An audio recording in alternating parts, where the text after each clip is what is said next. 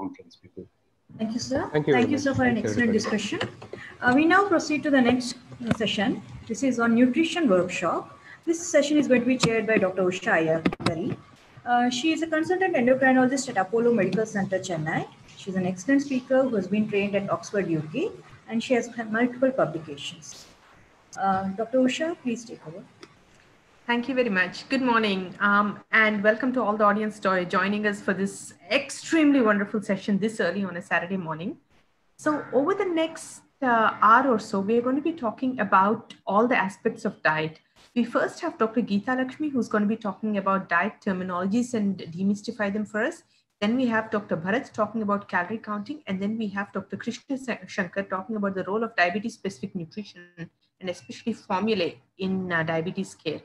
Now, to kick us off, we have Dr. Geeta Lakshmi, who is DM endocrinology practicing in Chennai. I have heard her speak before, and all I can say is we have a treat coming. She is well published, has multiple publications, and I will cede the floor to Dr. Geeta. Dr. Geeta, all yours.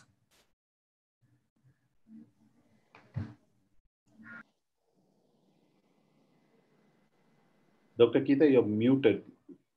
Dr. Geeta, you need to unmute yourself. No, still not audible, I'm afraid. Right, that's better. Thank you. Okay. 1 second.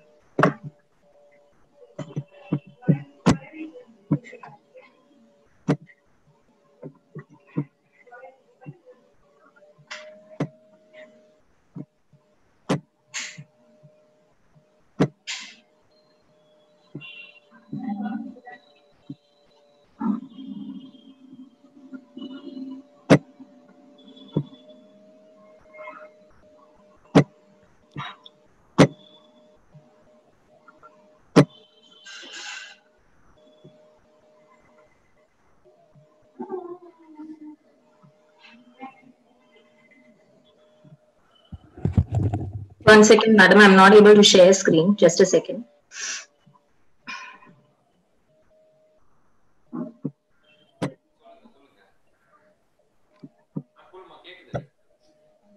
Would you like me to start with the next speaker? I see Dr. Bharat here. Okay. Just a second. I'm just trying to share my screen. Yeah.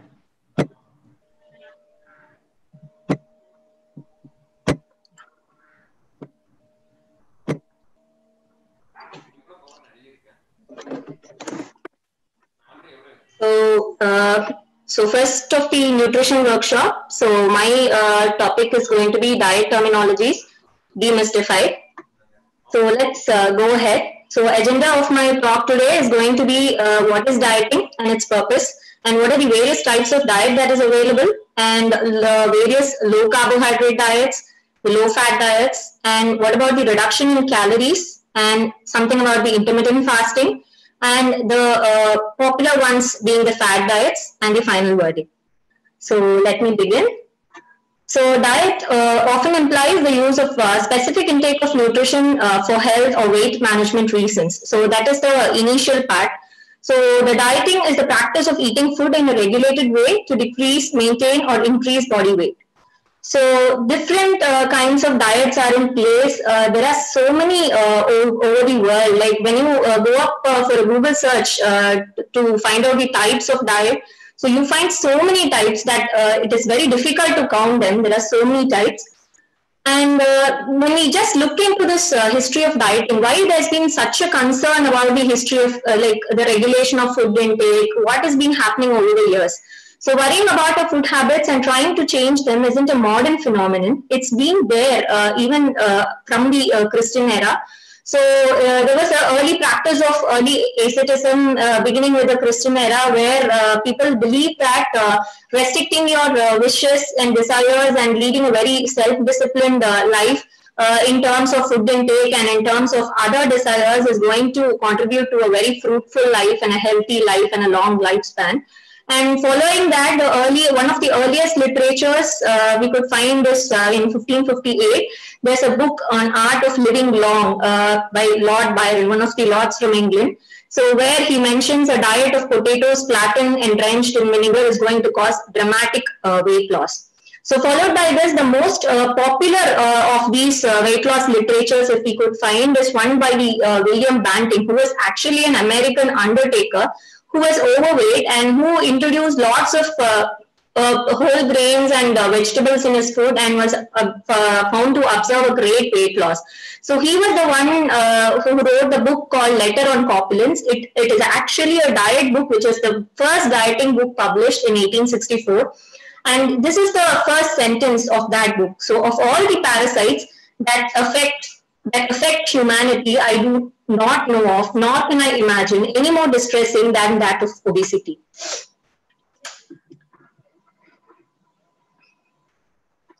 So after looking on to this history, when we think about these dieting practices, there have been so many types which have been practiced. But the basic principle, as we all know, as we have all learned from our MBBS days, is like when you try to focus on dietary component for obesity, the first thing is going to be reduction of total energy intake or reduction of the total calorie consumption. So that is going to be the main component of any weight loss intervention. So rather than varying the macronutrient composition, which is going to affect the micronutrient percentages, macronutrient composition variation does not have much impact on weight loss, though it might cause a short-term dramatic weight loss, but it is not going to be sustainable and it is going to have a lot of problems. So rather than that, reduction in calorie consumption is going to help in weight loss, which is sustained over a long time. So varying macronutrient composition only affects adherence over the long term. But varying macronutrient composition has impact on certain population groups. For example, we know about the Mediterranean diet and the DASH diet. DASH diet, especially for people with hypertension, and Mediterranean diet with olive oil, like concentrating on the cardiovascular risk factor reduction. So only for the special population groups, varying macronutrient composition is going to help. But overall, if you consider diet as for the weight loss purpose, the macronutrient composition is not going to affect much, whereas calorie reduction is going to be the mainstay. So we all know from the obesity guidelines, so combination of reduced calorie diet and increased physical activity is the primary recommendation to achieve weight loss. And it is a cornerstone of treatment for all overweight and obese individuals. And we also know that whether BMI is less than 35 or more than 35, reduction in energy intake of 500 to 1000 kilocalories per day is going to result approximately a weight loss of 0.5 to 1 kilogram per week. So why this goal is being set? Why this 500 kilocalories? Why this 1000 kilocalories? If we see, the goal is to achieve a 10% reduction in initial body weight by 6 months. And why this 10%? This 10% is going to cause a significant improvement in comorbidities. So when you see here, so we have been talking about the calorie restriction versus varying macronutrient composition. So first we'll be dealing about the macronutrient changes and the various types of diet based on these classification. So these are the macronutrient composition altered diets. So low glycemic index diets, low carbohydrate diet, high protein diet, moderate carb and moderate protein diet, low fat, high fat, and Mediterranean style diet. So each of these diets have their own benefits, and I'm not going to go into the details here. So whenever we start a diet, whether it's going to be a fat diet, whether it's going to be a macronutrient alteration diet, so we have to answer the following questions. So first question will be how it works. And the second thing, why you lose weight, the mechanism of weight loss. So this is in turn going to translate into successful outcome, and this is also going to answer like what adverse effects we are going to face with this diet. So this, whether it is going to be sustainable will be the next question, and the problems or the adverse effects observed with these diets and the benefits. So first coming on to the low carbohydrate approaches. So low carbohydrate approaches, if we see, the dieter loses weight very rapidly because the carbohydrate, as we all know, holds much of water. So when we lose carbohydrates, the fluid is also going to lose. And when we minimize carbohydrate, the other fuel sources are going to come in. So in turn, decreasing the fat storage and finally leading on to the protein loss also. And when we cut down the carbohydrates, the variety which is like offered is also limited. So because of this, there's a reduced eating due to limited selection. It works in the short run because of limited food intake. But the problem is the plant lacks fruits, vegetables, and whole grains, and it includes excessive intake of animal fats. And there's also going to be a reduced exercise capacity because of the limitation of carbohydrates, which is going to be a primary fuel for the muscles. And several mechanisms have been proposed here. So because of the higher protein, we have more satiety, and ongoing gluconeogenesis from the other fuels is going to meet the body's carb needs. And there's an increased diuresis, glycogenolysis, and higher ketones, which also suppress appetite and also which act as an energy source. And also the limited food choices. But serious health problems have been reported, like somewhere they have increased risk for coronary artery disease, stroke, several types of cancer, renal calculi, and osteoporosis. This is mainly because of the micronutrient deficiency and the high protein load which is offered to the kidneys. And the American Heart Association, when they analyzed all these low carb diets, they could find that most of these plants greatly exceed the AHA's dietary guidelines of 15 to 20% protein and only 10% saturated fats. Almost 68% of the calories come from fat. For example, if we take Atkins diet, and out of the 68%, 26% is going to come from saturated fat, which is again going to increase the risk of various cancers. And also high protein diets are low in dietary fiber, which again are positive for colon cancers. So these are some examples of low carbohydrate diets, and out of which Dr. Atkins diet has been the more famous one. So now coming on to the paleo. So paleo is an effort to eat like the Paleolithic period people. So that is a caveman diet or the hunter-gatherers diet. So these are the products which are observed. If you can see this picture, like you can find that the dairy products, sugars, and processed foods are absolutely no in the paleo diet. So this was observed as 2 million years ago, based on early man's wild animal source foods and unprocessed plant source foods. Predominantly, it is a non-vegan diet. So this is going to be a problem in a country like ours where vegan population are more. So variants of these like paleo diet is 80-20 paleo, autoimmune paleo, and combination of paleo and keto. Lacto paleo, where you include dairy products alone along with the normal paleo diet. And pagan diet is nothing but paleo diet plus a vegetarian, purely vegetarian paleo diet. So these are the potential health mechanisms of the paleo. So it improves nutrient density and it reduces inflammation because it restores the body's microbiome because of the inclusion of omega-3 fatty acids and prebiotic dietary fibers, and weight loss by containment of low carbohydrate, moderate protein, few calories, and foods with lower glycemic index. And also there's an enhanced satiety due to higher protein and higher fiber. And also there is a liver fat reduction. This has been translated into a beneficial effect in prevention of NAFLD. So the various benefits and harms, there's going to be a reduction in blood pressure, improved glucose tolerance, decreased insulin secretion, increased insulin sensitivity, and improved lipid profile. So this has also become famous for management of acne and famously called as anti-acne diet also, and also going to bring down the inflammatory markers and conditions like inflammatory bowel disease.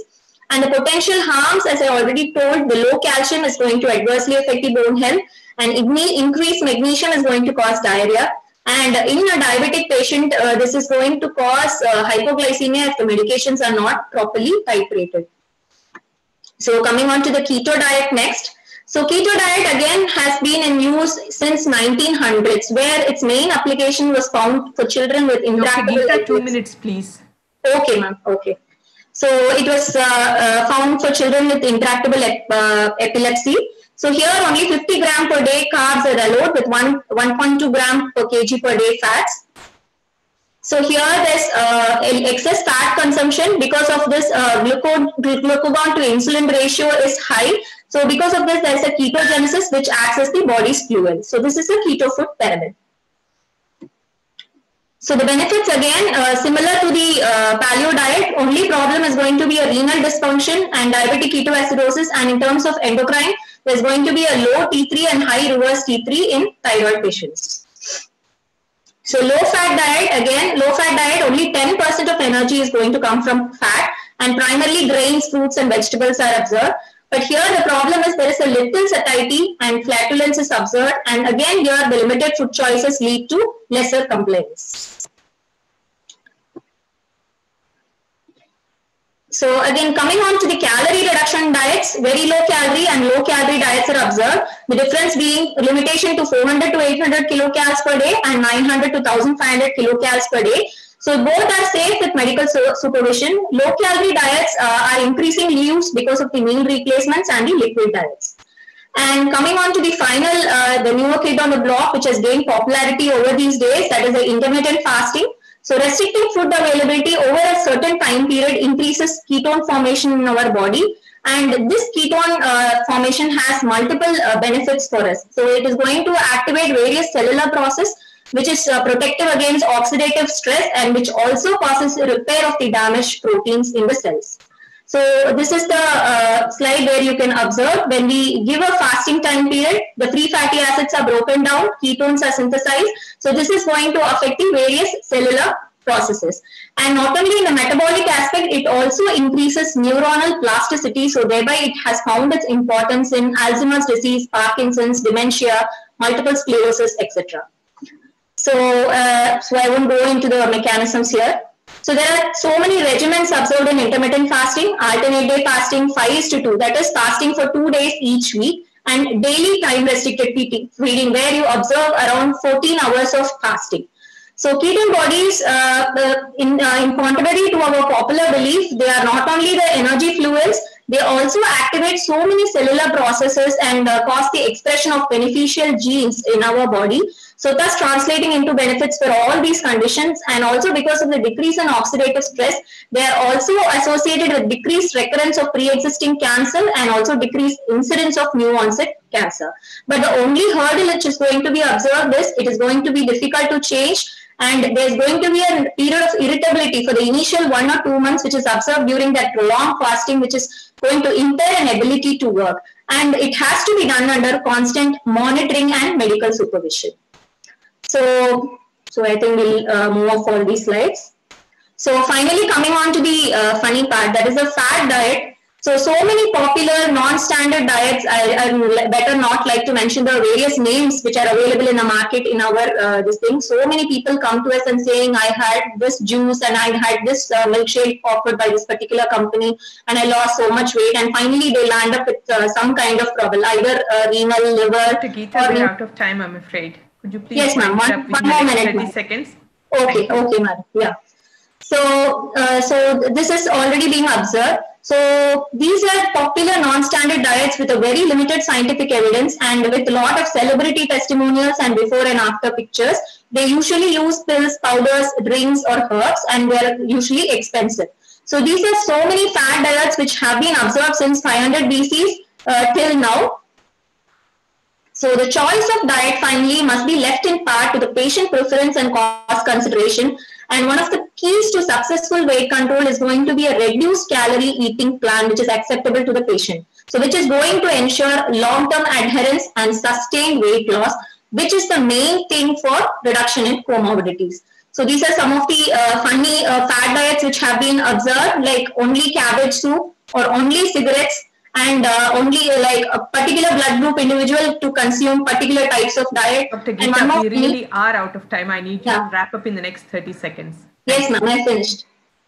So finally, I'd like to finish with this quote. So food is the most abused anxiety drug and exercise is the most underutilized antidepressant. So many diets may come and go, but the standard is going to be calorie reduction. Thank you very much. Many thanks, Dr. Geeta. As usual, you have done a wonderful talk. I agree the language around diet can be very confusing, especially when patients come into clinic and ask us, can we do this, can we do that? So many thanks, and we'll take questions at the end. Please type in your questions into the chat box. Next, we have Dr. Bharat, who we've all heard speak in multiple venues, and we know he's a passionate presenter and a passionate speaker.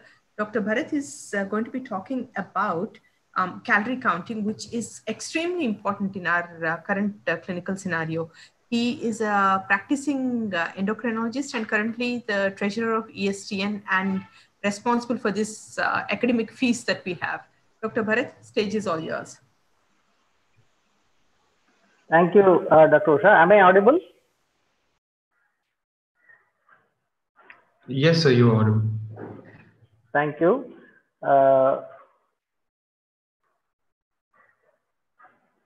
So the screen is visible, isn't it? We can't see your screen yet, Dr. Bharat. We can hear you, but we can't see your screen. Just a second.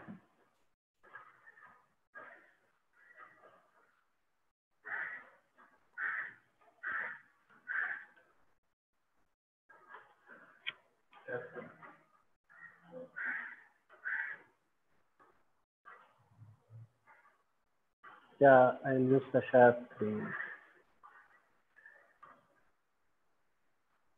Is it visible now? Yes, Dr. Bharat, you're visible. The screen is visible. Yes, it is. Yeah, thank you.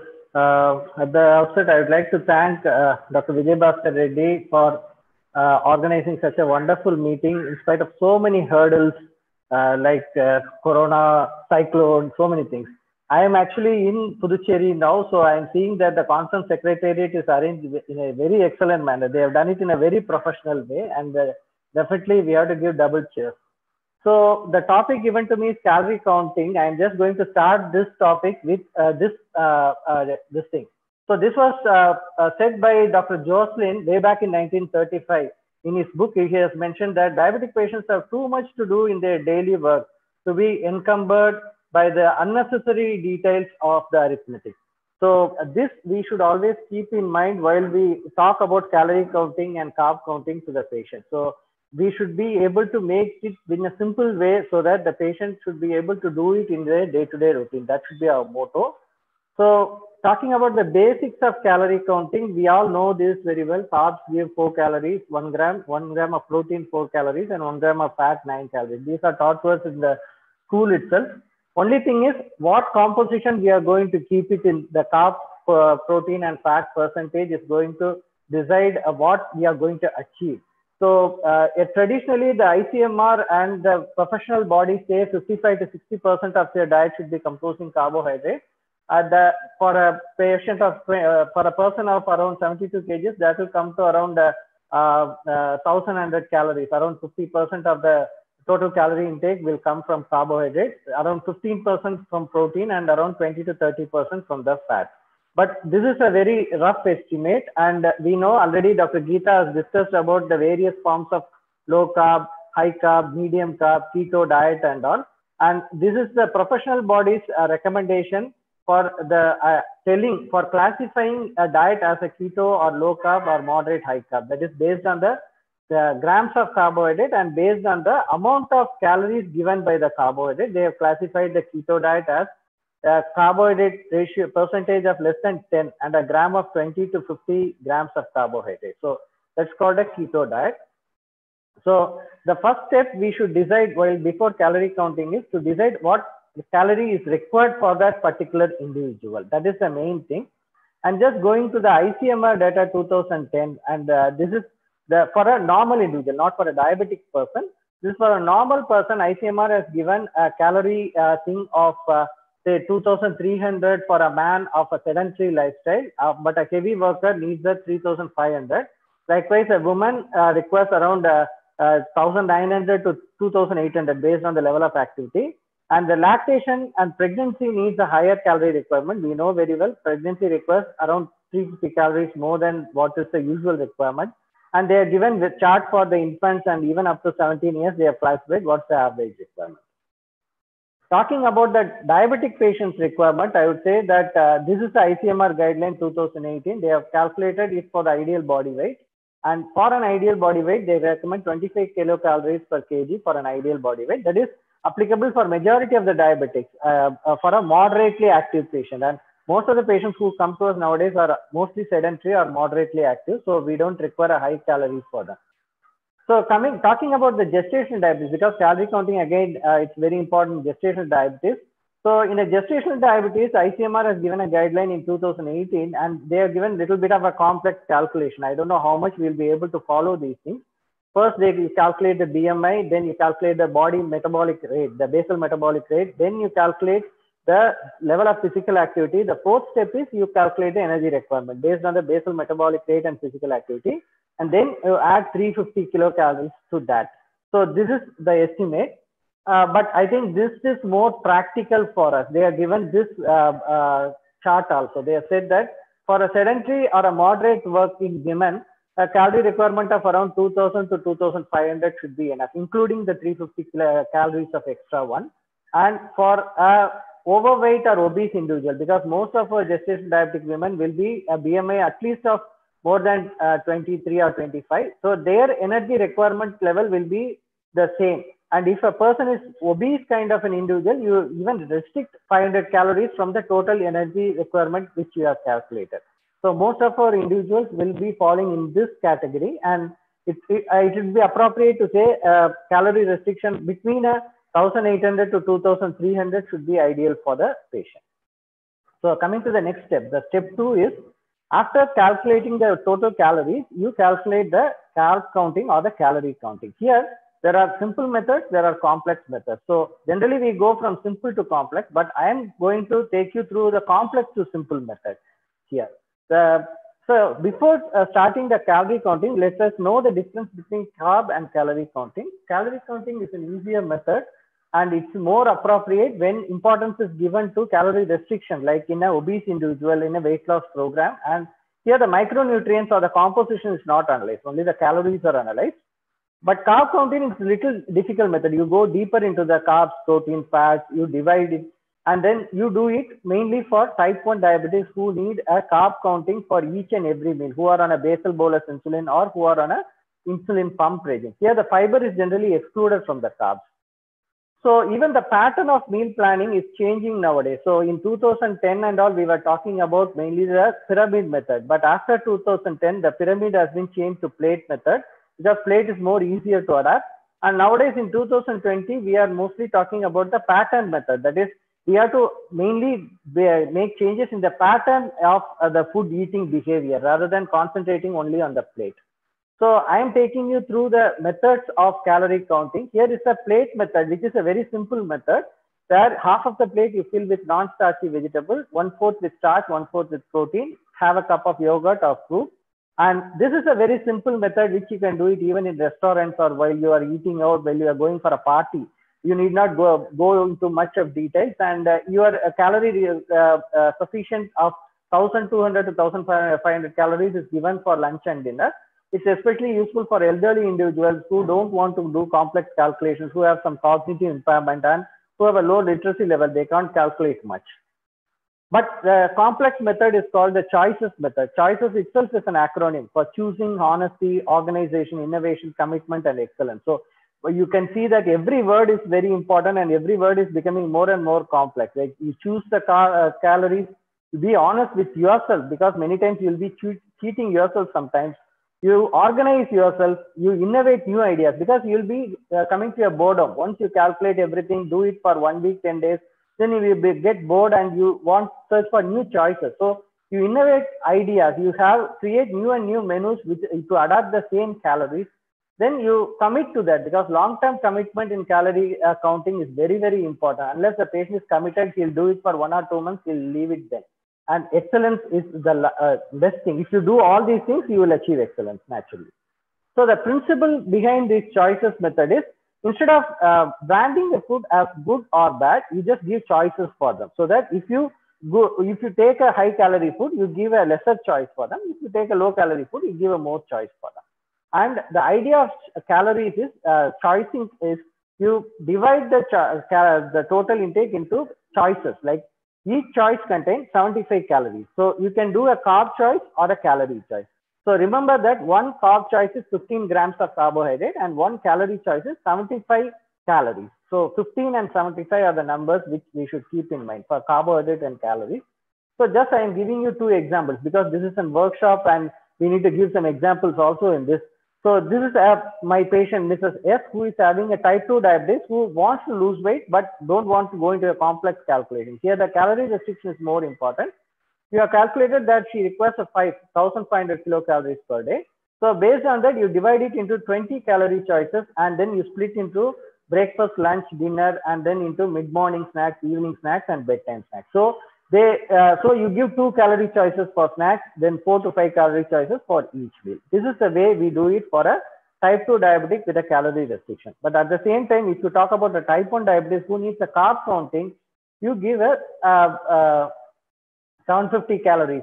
That is 1,500 calories per day, but 750 calories should come from carbs. That is 50%, and you divide it into carb choices of around 12 to 13. And then you divide it into a breakfast, lunch, dinner, mid-morning snack, evening snacks, and then bedtime snacks. So you can do it in either way, either as a carb choice or calorie choice, depending on what you want to achieve. Again, once you decide that, you go for the fine tuning. This is the next step, becoming more and more complex now as I talk. So fine tuning is by means of insulin to carb ratio. That means you see how much of carb is neutralized by giving 1 unit of insulin. And this is mainly done for patients who are on a basal bolus insulin regime or on a insulin pump regime.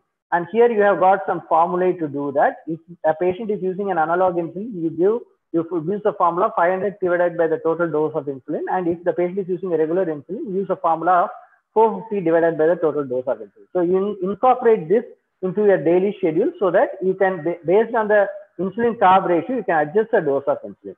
There is another ratio called as insulin sensitivity factor, which also should be included, but I am not talking about that insulin sensitivity factor because it will make the discussion more complex, and generally for insulin sensitivity factor is not very much required for the carb counting or a calorie counting. So I just take you through the details because this is a very nice book written by Mrs. Shirley, nutritionist, who has given excellent records of all the Indian foods which has been used and the calories. Dr. Bharat, sorry, 2 minutes, please. Yeah. So I'm just taking you through these things, weighing scale, the teaspoon, the tablespoon, and those things have been given very nicely in this book. You can have this book downloaded online and you can go through this. And these are, instead of, you cannot always use the weighing scale. So you can use the katoris at home so that you can weigh and use that. So you can see that it's a pictorial representation and a nice representation of various carbs. So each of these contains 15 carbs or 1 carb choice. So based on what food you eat, you can see the carbs. Even if you go to a restaurant, order a complex menu, you can calculate the carb. If you have time, if you have patience, if you take this book along with you. So, and then you decipher the food labels. That is very important because a food label doesn't always reveal everything that is contained in this. So you should be able to decipher and you should be able to understand the read in between lines and go through the food label about the alcohol, sugar, alcohol content and the total carbohydrate content. So after discussing all these things, definitely you are going to ask me, is there an app for that? Because now it's an era of apps. And when you talk about apps, there are n number of apps which are ready to do that, but at a premium cost. You have got MyFitnessPal, My Diet Diary, My Diet Coach. So many apps are available nowadays. And if you go to the Google Play Store and search for apps for calorie counting, you've got n number of apps. And even Dr. apps Bharat, sorry to interrupt. Could I ask you to wrap up, please? Yeah, even apps are there for diabetic patients which do the carb counting, which do the insulin calculation, and which will give you a feedback saying that you go for this insulin dose. And this is a good app, I would say. This was developed by the Indian Society of Pediatric and Adolescent Endocrinologists. For people who even don't want to use a mobile, who wants a very rapid solution, you can go for wearable bands. There are Misfit, Jawbone bands, so many bands are available, which will calculate the calories as well as which will give you an idea about your level of physical activity. So you have got another group of endless options available with the bands. And you have got even app to rate these apps. That is, there is an app called Dana app, which rates all these apps. So you can get an idea which app is good for you. So summarizing, this is the thing. Do it yourself. It's personalized and lots of arithmetic is required. You go for a tech-assisted one, which is a very easy method, algorithmic, but at a premium cost. Either you can use a mobile app or a fitness band to do that. Thank you. Thank you very much, Dr. Bharat. As usual, you have taken us not only through the calorie counting, but given us apps and tips and tricks to make the best use of this and make life easy for us. We now have Dr. Krishna Shankar talking to us about the role of diabetes-specific nutrition formulae in diabetes care. We know that a lot of patients have trouble with meal planning, and nutritional formulae give us an easy option perhaps.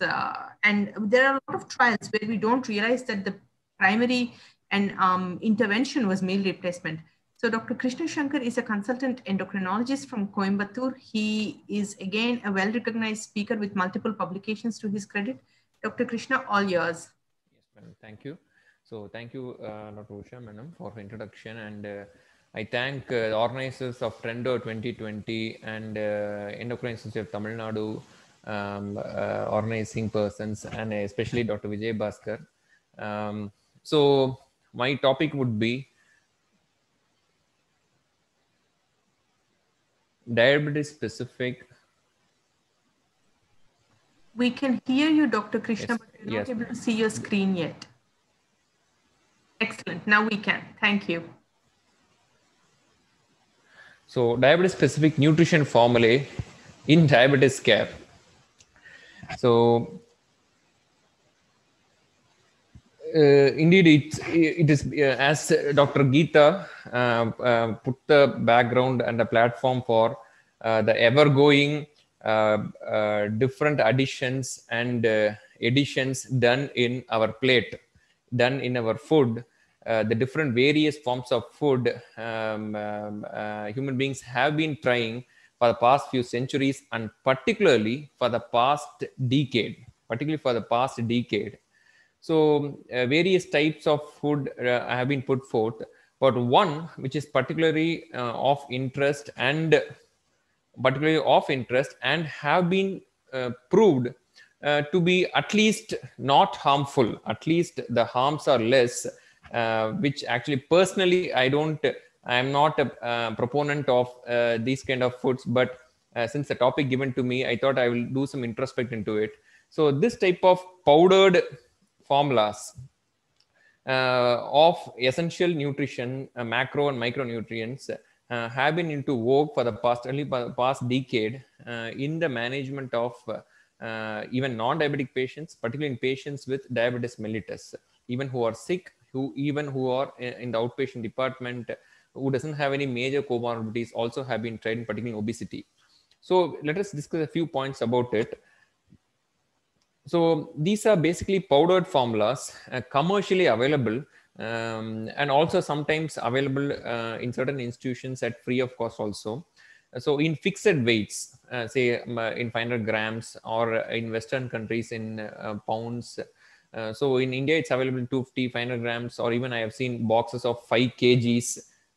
So they are typically higher in fat. They are not different kinds of food substances. They are routine food substances. They are typically made in powdered forms. So the common thing is we very well know sports people as well as astronauts use in gel forms, powdered forms for quick rapid energy. The same way, fixed formulae feeds are being commonly used in hospital setups across the country. It's using globally also. So they are typically higher in fat rather than the 20-30% fat formula, as Bharat sir said, just discussed.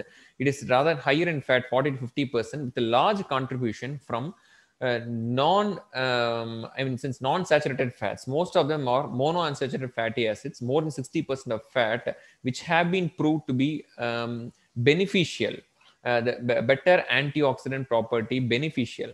So better anti-inflammatory property. So carbohydrate content is a little lower, 30 to 40%. And 15% of energy from fructose, that is more of non-insulin dependent absorption, metabolism. So how about the topic of discussion, the largest pandemic ever, that is diabetes mellitus, how it is utilized? Basically utilized commonly in critically ill patients who are enterally fed by the nasogastric tube, by the jejunostomy tube, by gastrostomy tube. And in patients who are on obesity and weight loss programs in approved therapies. So as Dr. Geeta discussed, there are so many fat therapies. No, I am not talking about those. This can be properly utilized in proper certified obesity clinics by approved medical practitioners. So it is being used now. Although the evidence, you need a lot of evidence, of course, but evidence at least against harm is not so prominent now. The evidence for harm, it's not significant. So definitely it is safe as of now. So disclaimer, I'm not a proponent of these food substances, but going through the data, what I saw was the harm, there was no evidence of harm anywhere. So routine meal replacement as part of medical nutritional therapy can also be done. As the proper medical nutritional therapy, we know it is the medical term for, we call it as proper diet or diabetic diet, whatever we say. So essentially, we all know as endos, we know it's medical nutrition therapy. So 1 or 2 meals can be replaced or partially supplemented by using these diabetes specific formulas.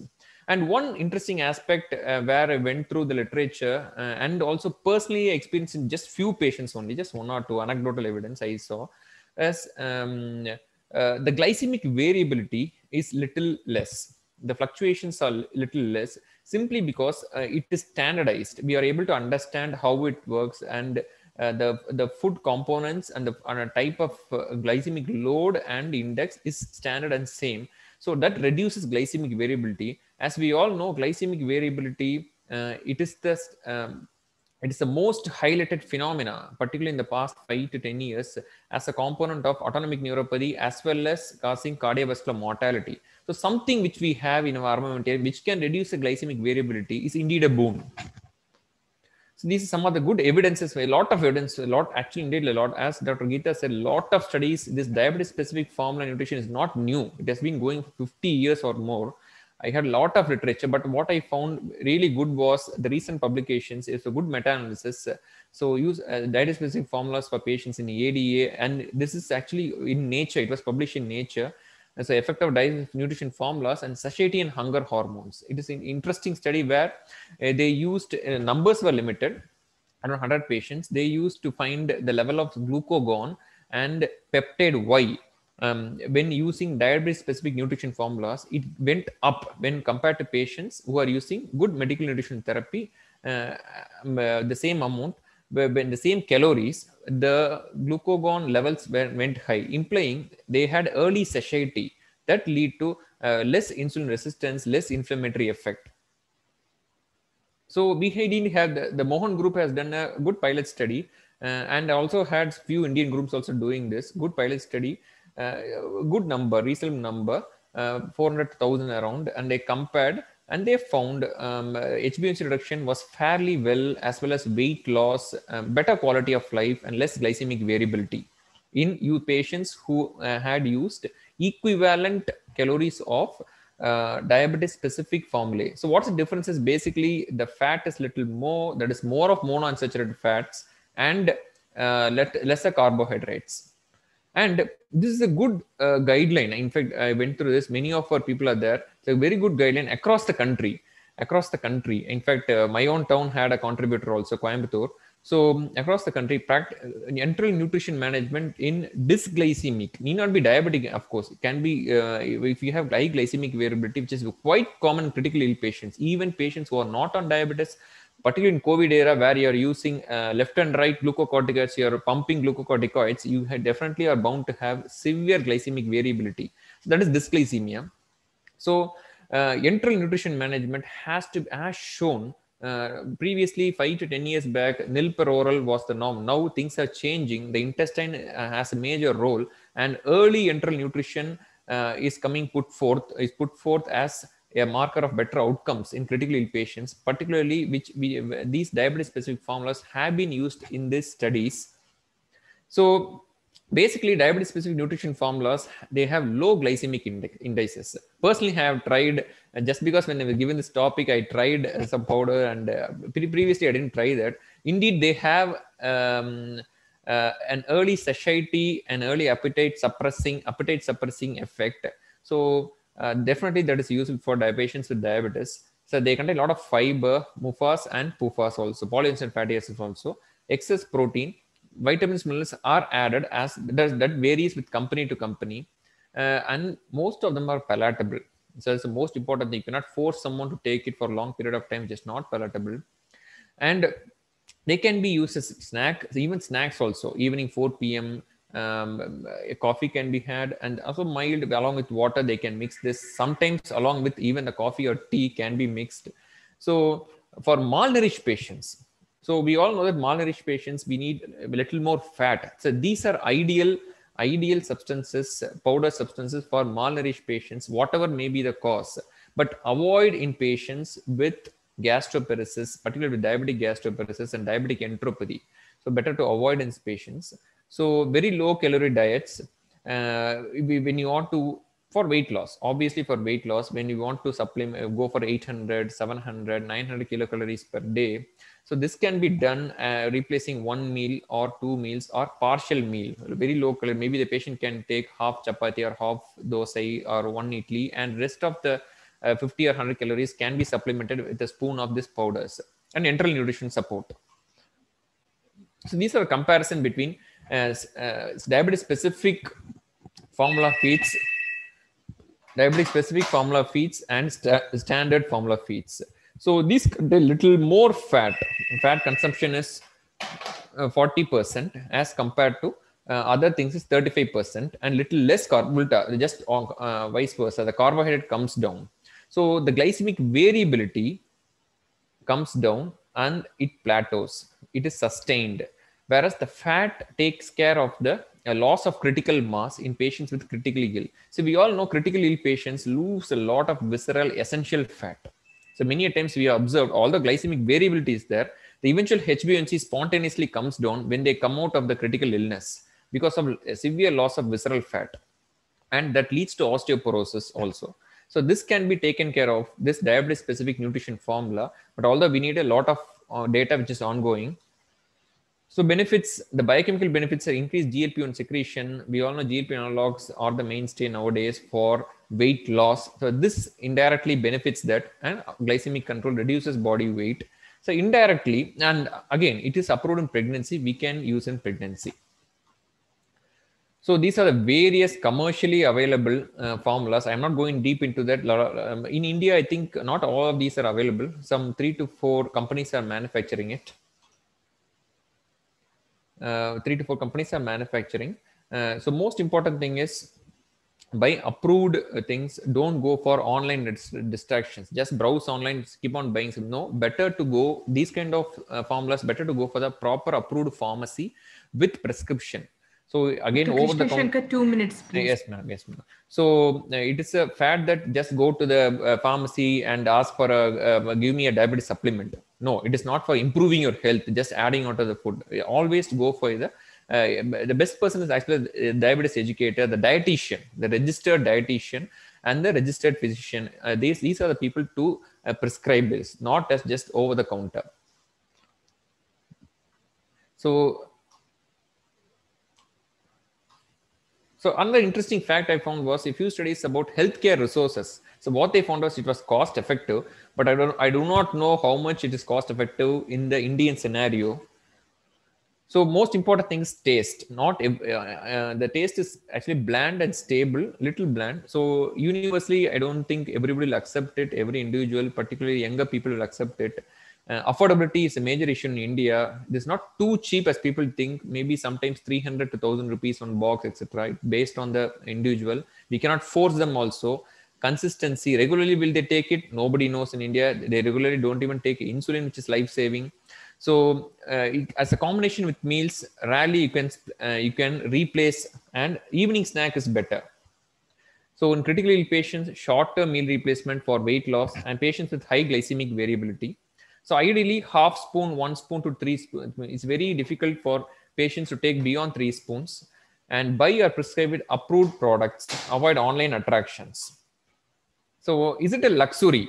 Am I protected by just replacing a meal with DSNF, or am I losing something by not using these diabetes-specific nutritional formulas? Is always a question. Do I get any added benefit by taking this? Am I losing something? The patient, many times patient says, no, I want this. Please, Dr. Krishna Shankar. And it is not a replacement. So thank you. So this is the evidence I got with diabetes-specific nutritional formulas. Thank you, madam. Thank you. Many thanks to all the speakers. I mean, we've just had a fantastic set of presentations about the diet terminologies, about calorie counting, and the role of diabetes-specific nutritional formulae. Now, I have one question in the chat box for Dr. Geeta. I'm going to kick off with that. And then perhaps if the audience could please post questions, I will continue. Dr. Geeta, Dr. Swale asks you, can you comment on the nutritional value difference between South and North Indian foods, and which would you prefer? So, madam, when we compare the South Indian versus North Indian, South Indian predominantly contains both animal proteins versus both animal and veg proteins, and it is usually a whole diet. But the problem when we look at studies which compare at South Indian diet, predominantly they could find that the protein requirement which is recommended by the various organizations is actually not met. Whereas when you take the North Indian diet has a variety because when you compare the Punjabi diet with the Rajasthani, Gujarati, like there is such a spectrum along the North Indian diet. So here the predominant part of the diet is going to be vegetarian, and majority of the time it contains a lot of whole grains and vegetables. So the micronutrient part of it is actually met from that. Yes, Dr. Bharat, you wanted to come in. Yeah, one thing I noticed is, regarding the South Indian and North Indian dietary patterns. I have worked in Lucknow, and I am working now in Chennai. So what I have noticed is the insulin requirement in patients. When I was working in Lucknow, their insulin requirement is very minimal. See, patients will be getting controlled even with 10 units, 15 units of insulin per day. But probably the South Indian, when I am practicing in Chennai, whether the change in demographics or change in diet, I don't know about that. Probably the insulin requirement in South Indians are quite high. I don't know the reason behind that. It has got maybe because the dietary fiber content is more in them, like when compared to our diet, sir. Yeah, maybe. So another thing. So Dr. Krishna, you wanted to come in. Probably, the use of upma, or that's refined suji, is much more in South India, sir. Use of upma as a sole food in the plate without even vegetables or something else along with the sugar. It's quite common. Weekly they use at least 5 to 6 times out of the 20 meals in a week. So that also contributes. Yeah. Actually, since I don't have any further questions from the audience and we still have a few minutes to fill, Dr. Bharat, I'm going to ask you, you've shown us the dietary recommendations from the ICMR. Do you agree with them? Because personally, I feel that is quite a heavy overestimation for our relatively sedentary lifestyles. Do you agree with the ICMR? Exactly. See, I have put it because it is coming from ICMR. So personally, if you ask me, I won't agree to that. Maybe I would say that for majority of my patients, I would recommend a calorie of around, say, 1,500 to 1,700. That would be my recommendation. Because most of the patients fall in the category of BMI of around 27, 28 on an average. So 2,300 and 3,500 for heavy working ladies. I don't know, women with heavy work, what is generally meant by that. Probably because people tell that even household work, they are doing a lot of household work they do without maids. But still, I found them to be on a higher BMI category. Yeah, Dr. Krishna, you've given us a really good overview of diabetes-specific nutritional replacement. Yes, ma'am. I think I agree with you. One of the areas where we struggle is because the evidence with reference to diet is perhaps scant. But would you like to comment upon the Look Ahead trial? Because what many people don't realize perhaps is that Look Ahead is meal replacement. Sorry, man, I didn't go through it fully. Just add a overview only. But the conclusion and the results have been, it was actually quite good. Even the other one, Look Ahead, I'm not sure. So, Dr. Bharat, do you want to come in? I saw you nodding. Yeah, actually, I was surprised to read the findings of Look Ahead trial. Because the intensive treatment arm, initially they did it very well, but over the period of time, almost the A1C, everything, came matching with the standard treatment arms. Of course, they had some sub-treatment categories also. So probably what they meant is that whether you give an intensive treatment or whether you give a standard diabetes care, that has nothing to do with, as long as you are able to make a gradual change in the dietary pattern. Probably that should be the take-home message from the Look Ahead trial. I think we've had two great trials. I mean, the Look Ahead concentrated mainly on meal replacement, but then we had the Direct trial, which was literally calorie restriction. And then we had the calorie trial, which was again just calorie restriction. And I think what all these trials basically tell us is that one way or the other, if we eat proportionately and restrict calories, live longer and healthier. Now, one more question that has come in, I'm going to just throw it open to all the speakers. Can you use skimmed milk powder in diabetes? Anybody? Yeah. So basically, maybe for patients with dyslipidemia, it will be ideal. Patients with dyslipidemia, that too, who are on at least consume more than 250 ml of milk per day, that will be ideal. So that will be take. But another fad is, I will add this, people start bringing down milk consumption in diabetes mellitus, thinking it causes excess calories. So that is actually, again, 100 ml of milk contains barely some 40 to 60 calories. That's all. So skimmed milk will be ideal in patients with dyslipidemia, not exactly for diabetes control in dyslipidemia. I think you're absolutely right. I mean, when you dilute milk, there is also the other practice of diluting milk. Lose the nutritional value of it because you're cutting down not just on the fats, but the proteins and calcium and everything else. So going down from a high fat milk mix to a lower fat milk mix, you're right, would cut down on only the fat and the calories, but not on the nutritional requirements. One last question to the panel. Dr. Gauri asks, no, Dr. Muthu asks, 500 grams of vegetables, is it per day or per meal? I think that might be for you, Dr. Bharat. I think you mentioned that. Sorry, I grams don't of vegetables remember. Per day or per meal? 500 grams of vegetables. I don't remember I mentioned. Or was that Dr. Geeta? Yeah.